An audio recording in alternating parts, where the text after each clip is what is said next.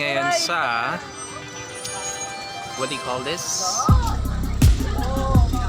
People's Park. Kasi ito yung park ng mga people. At maraming people kaya People's Park.